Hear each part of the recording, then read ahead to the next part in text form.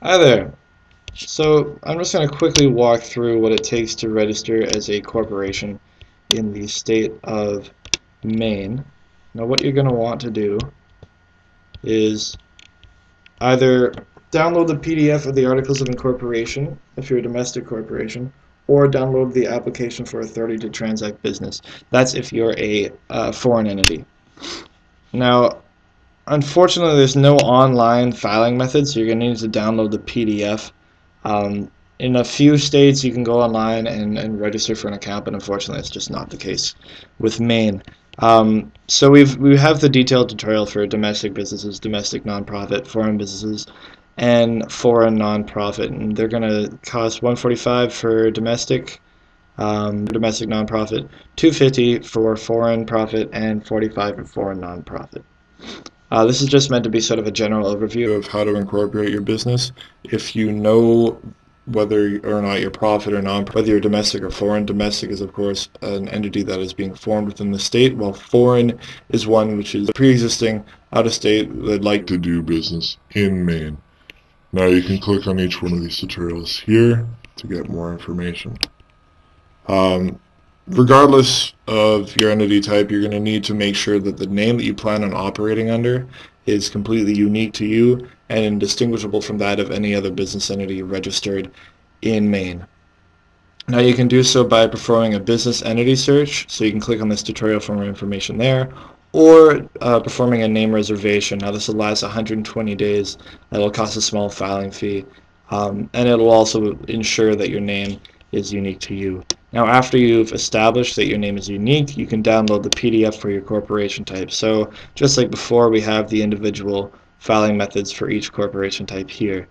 Now providing that you've downloaded the PDF, you've entered all the necessary information into the fields, you can fill out what's called the filer contact cover letter. Now this is something that's needed in every single filing you're going to make with the Secretary of State. It's just going to give the contact information for the person who's going to be the contact person. Also, it'll give the method of filing, the name of the corporation, a couple other general bits of information. After you finish that, attach all forms together. If you're a foreign corporation, you need to add a certificate of good standing issued within 90 days of your filing with the Maine Secretary of State. This is going to have to be authorized by the Secretary of State of your original jurisdiction or a similar authority. So attach that along with it, and then make your filing fee out to the Maine Secretary of State if you're paying by check.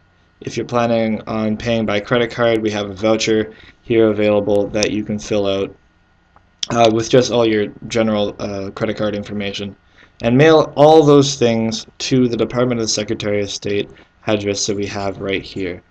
And that's pretty much the end of filing for you, with exception of domestic entities who should also apply for an employment identification number. Sorry, that's an employer identification number.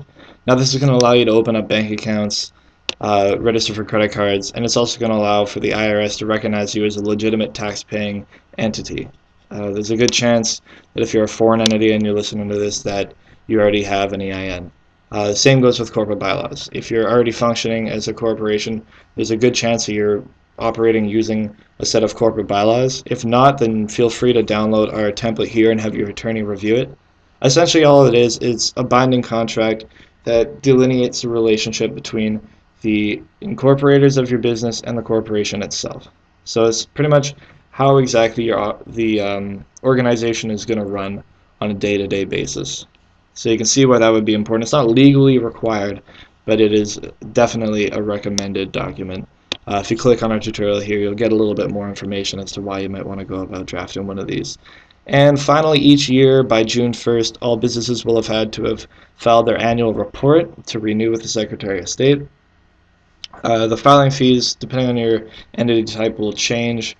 But essentially, if you filed after June 1st, the following year, by June 1st, you'll need to update the Secretary of State with any changes which have happened throughout the last year.